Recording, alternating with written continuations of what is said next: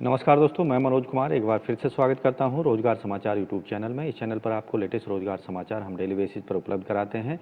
आज की इस वीडियो में दोस्तों हम आपके लिए लेकर आए हैं उत्तर प्रदेश पुलिस भर्ती एवं प्रोन्नति बोर्ड के अंतर्गत कांस्टेबल स्पोर्ट कोटा रिक्रूटमेंट 2023-24 से संबंधित जानकारी। इसके लिए नोटिफिकेशन आउट कर दिया गया है। तो दोस्तों यूपी पुलिस के अंतर्गत कांस्टेबल के पदों से संबंधित स्टेप वाइज पूरी जानकारी यहां पर मिलने वाली है, इसलिए वीडियो को शुरू से अंत तक जरूर देखें। साथ ही वीडियो अच्छी लगी तो एक लाइक कर दें, अपने दोस्तों में शेयर कर दें। पहली बार चैनल पर आए हैं तो चैनल को सब्सक्राइब कर लें और बेल आइकन को जरूर दबा दें। चलिए शुरू करते हैं। दोस्तों आगे बढ़ने से पहले चैनल को सब्सक्राइब करके बेल आइकन को जरूर दबाएं। आओ शुरुआत करें नए कल की। दोस्तों हम आ चुके हैं उत्तर प्रदेश पुलिस भर्ती प्रोन्नति बोर्ड की वेबसाइट upppb.gov.in पर। उत्तर प्रदेश पुलिस भर्ती एवं प्रोन्नति बोर्ड यहाँ आप देख रहे हैं, डायरेक्ट रिक्रूटमेंट। इसके साथ ही यहाँ आप देखेंगे नोटिस वाला एक डिटेल यहाँ पर चलती हुई नजर आएगी। उसके साथ ही यहाँ पर उत्तर प्रदेश पुलिस में उप निरीक्षक नागरिक पुलिस के पदों पर कुशल खिलाड़ियों की भर्ती 2023 के लिए आवेदन का लिंक यहाँ पर आपको दिया गया है। उसके साथ ही यहाँ पर जो संबंधित एडवर्टाइजमेंट हैं वो आपको दिखाई देंगे, जिसे हमने यहाँ पर डाउनलोड किया हुआ है। उत्तर प्रदेश सरकार उत्तर प्रदेश पुलिस भर्ती प्रोन्नति बोर्ड के द्वारा उत्तर प्रदेश पुलिस में उप निरीक्षक नागरिक पुलिस के पदों पर कुशल खिलाड़ियों की सीधी भर्ती के लिए ऑनलाइन मोड में आवेदन मांगे जा रहे हैं। यहाँ आवेदन रोजगार समाचार की संख्या आपको दिखाई देगी। ये 19 दिसंबर 2023 को जारी किया गया है। तो यहाँ पर जो वेतनमान होने वाला है कुशल खिलाड़ी कोटे के अंतर्गत 9300 से लेकर 34,800, ग्रेड पे 4200 के अंतर्गत उप निरीक्षक नागरिक पुलिस के 91 पदों पर भर्ती के लिए ऑनलाइन आवेदन मांगे जा रहे हैं, महिला और पुरुष दोनों से। कुशल खिलाड़ियों के कोटे के 91 पदों के सापेक्ष 56 पुरुषों के हैं और 35 पद हैं महिलाओं के लिए। तो यहाँ आप देखेंगे जो प्रमुख खेल स्पर्धाएं हैं, वाटर स्पोर्ट के 6 पद हैं पुरुषों के, वॉलीबॉल के 2 पद हैं पुरुषों के और 2 पद हैं महिलाओं के, फुटबॉल के 2 पद हैं पुरुषों के, कबड्डी के 2 पद हैं पुरुषों के, 2 महिलाओं के हैं, साइकिलिंग के 1 पद पुरुषों के लिए है, बास्केटबॉल में 1 पद महिला पुरुषों के लिए है, टेबल टेनिस में बैडमिंटन और टेबल टेनिस में महिला और पुरुष दोनों का 1-1 पद है, तीरंदाजी में 2-2 पद हैं महिला पुरुषों के, जिम्नास्टिक में 3-3 हैं, भारोत्तोलन में पुरुषों के 3 हैं महिलाओं के 2 पद हैं, वुशु में पुरुषों का 1, पुरुषों के 2 पद हैं महिलाओं के लिए 1 है, जूडो में और बॉक्सिंग में महिला पुरुष दोनों के 2-2 पद रखे गए हैं, एथलेटिक्स में पुरुषों और महिलाओं के 6 पद हैं, तैराकी में 2-2 पद हैं महिला पुरुषों के, शूटिंग में 3-3 पद हैं, कुश्ती में 4 पुरुषों के 2 महिलाओं के हैं, कराटे में 2 पुरुषों के 1 महिलाओं के लिए है, हॉकी में 4 पुरुषों के हैं केवल, और सेपक टकरा में 3 पद हैं केवल पुरुषों के लिए। पुरुषों के पदों की संख्या 56 है और महिलाओं की पदों की संख्या है 35। टोटल पदों की संख्या यहाँ पर रखी गई है पुरुष और महिलाओं के मिलाकर 91। शारीरिक रूप से विकलांग या अक्षम व्यक्ति पुलिस सेवाओं के लिए पात्र नहीं होंगे। तो पीडब्ल्यू वर्ग के कैंडिडेट के ये पदों के लिए आवेदन नहीं कर पाएंगे। आवेदन प्रारंभ होंगे 20 दिसंबर से और ऑनलाइन आवेदन शुल्क जमा करने की जो तिथियां हैं, आवेदन करने की अंतिम तिथि है 9 जनवरी 2024 तक और फीस जमा कर सकते हैं आप 11 जनवरी 2024 तक।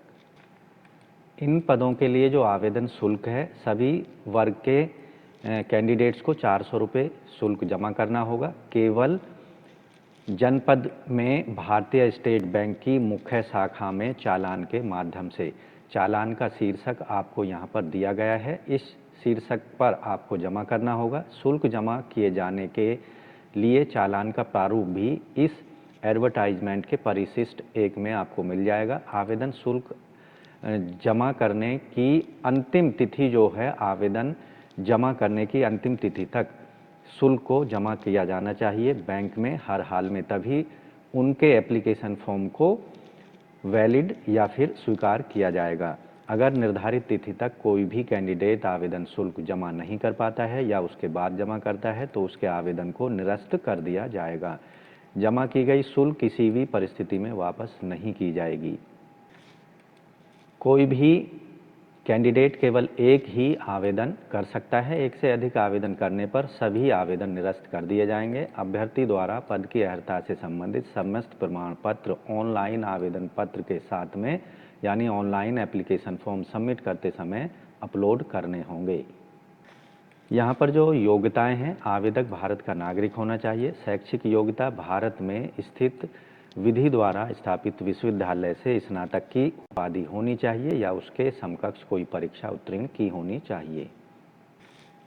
यहाँ क्योंकि ये सभी पद खिलाड़ियों के लिए रखे गए हैं, अभ्यर्थी उत्कृष्ट खेल उपलब्धि के आधार पर भर्ती किया जाता है तो और अगर उसके पास न्यूनतम जो शैक्षिक योग्यता है वो पूरी नहीं की हुई है उसने, तो उसे इस शर्त के साथ भर्ती किया जा सकता है कि वह भर्ती के दिनांक से 5 वर्षों की न्यूनतम शैक्षिक अर्हता पूर्ण कर लेगा। यानी भर्ती होने से 5 वर्षों के अंदर अंदर वो ग्रेजुएशन अपनी कंप्लीट कर लेगा। इस अवधि में उसकी नियुक्ति परिवीक्षाधीन या प्रोबेशन में मानी जाएगी।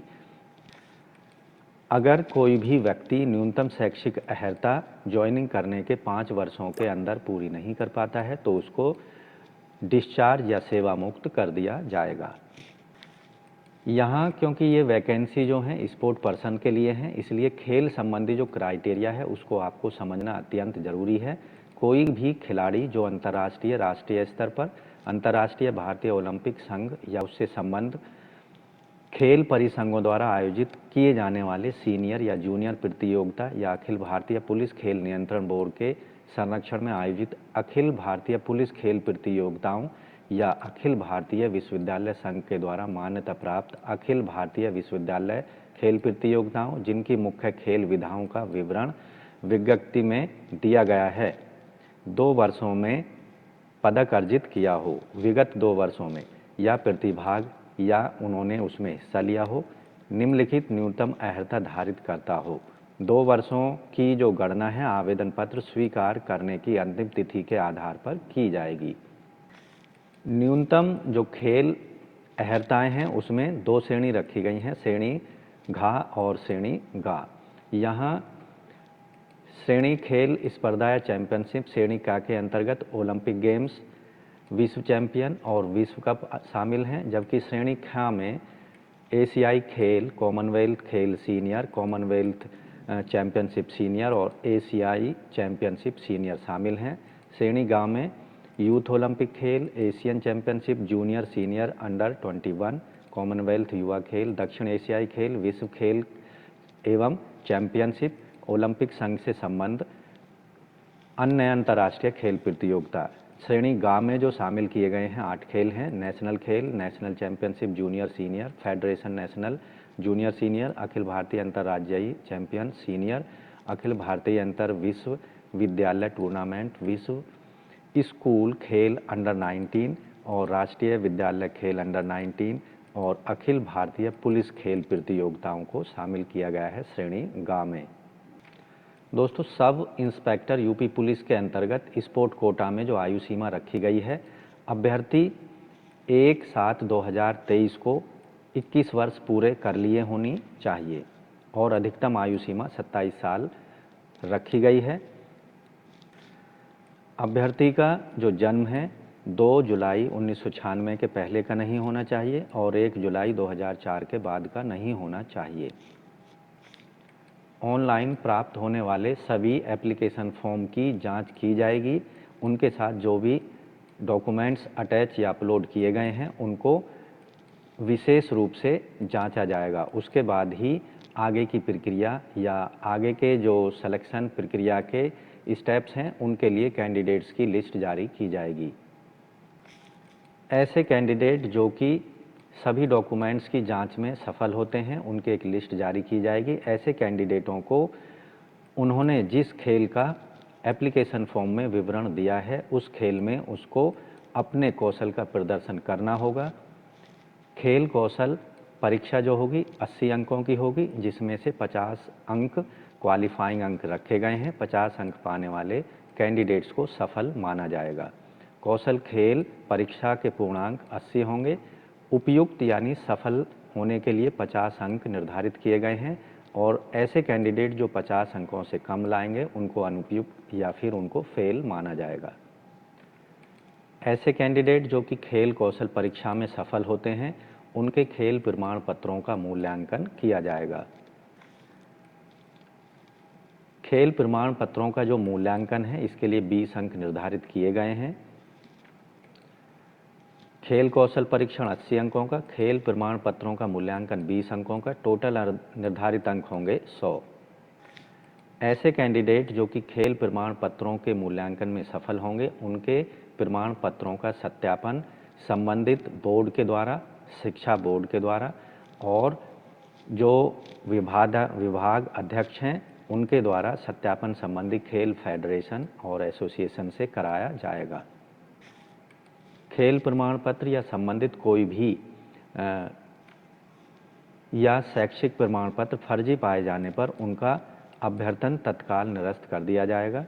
चयन जो सूची है, अंतिम चयन सूची बनाने के लिए खेल कौशल परीक्षण में उपयुक्त पाए गए अभ्यर्थियों को खेल कौशल परीक्षण समिति एवं चयन समिति के द्वारा किए गए अंकों के योग के आधार पर तैयार की जाएगी फाइनल मेरिट लिस्ट।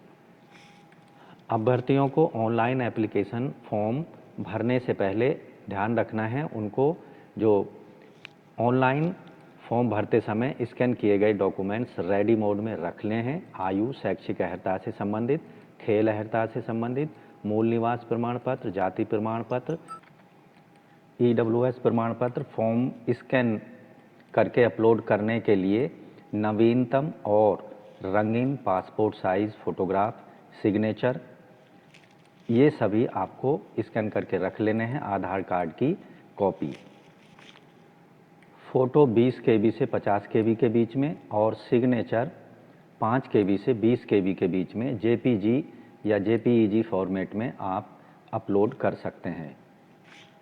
ध्यान रखना है आपका जो फ़ोटो है कलर होना चाहिए और 6 महीने से ज़्यादा पुराना नहीं होना चाहिए।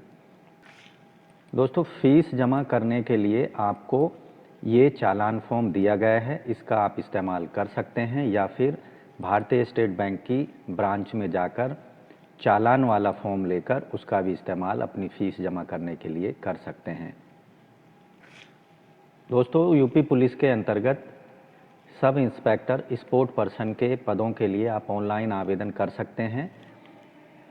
उत्तर प्रदेश पुलिस भर्ती एवं प्रोन्नति बोर्ड की वेबसाइट पर जाकर यहाँ लिंक दिया गया है ऑनलाइन आवेदन करने के लिए, इस पर आपको क्लिक करना है जिससे आपके सामने कुछ इस तरह का पेज ओपन हो जाएगा। यहाँ न्यू यूजर रजिस्ट्रेशन के लिए क्लिक कर सकते हैं।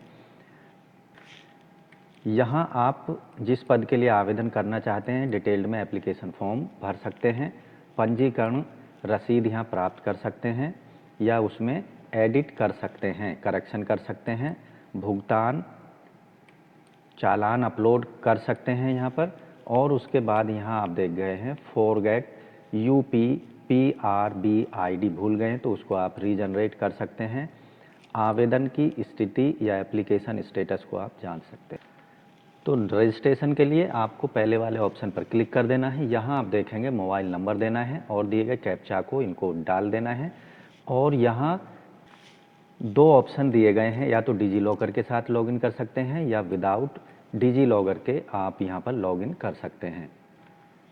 तो इन दोनों ऑप्शन में से किसी भी एक ऑप्शन का उपयोग करके आप UP police recruitment board ID आपको प्राप्त कर लेनी है। उसका इस्तेमाल करके आपको वापस जाना होगा इस वाले टैब पर और अप्लाई फॉर पोस्ट पर क्लिक कर देना है। यहाँ आप देखेंगे 2 एडवर्टाइजमेंट यहाँ दिए गए हैं, sport constable civil police PAC और sport sub inspector civil police. तो यहाँ पर हम SI के लिए बात कर रहे थे तो अप्लाई पोस्ट पर क्लिक कर देना है। यहाँ पर जो आपको रजिस्ट्रेशन के दौरान UPPRB ID दी गई है उसको दर्ज करना है, मोबाइल नंबर अपना डाल देना है और दिए गए कैप्चा को यहाँ पर डालकर सबमिट पर क्लिक कर देना है। इससे डिटेल एप्लीकेशन फॉर्म आपके सामने ओपन हो जाएगा। वहाँ पर स्टेप वाइज फॉर्म को भर देना है।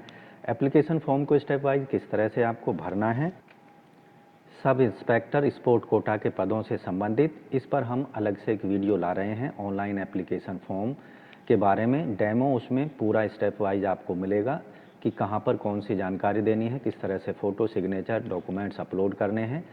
इसलिए चैनल को सब्सक्राइब कर लें और बेल आइकन को ज़रूर दबा दें, जिससे आने वाले लेटेस्ट रोजगार समाचार की वीडियोज़ आपको समय पर मिलती रहेंगी और आप समय पर विभिन्न विभागों के अंतर्गत आने वाले लेटेस्ट रोजगार समाचार के लिए ऑनलाइन या ऑफलाइन मोड में समय पर आवेदन सबमिट करा पाएंगे। तो आज की वीडियो में बस इतना ही। मिलते हैं एक लेटेस्ट रोजगार समाचार लिए और नई वीडियो के माध्यम से। तब तक के लिए धन्यवाद। आपका दिन शुभ हो। दोस्तों, चैनल छोड़ने से पहले चैनल को सब्सक्राइब कर लें और बेल आइकन को ज़रूर दबा दें।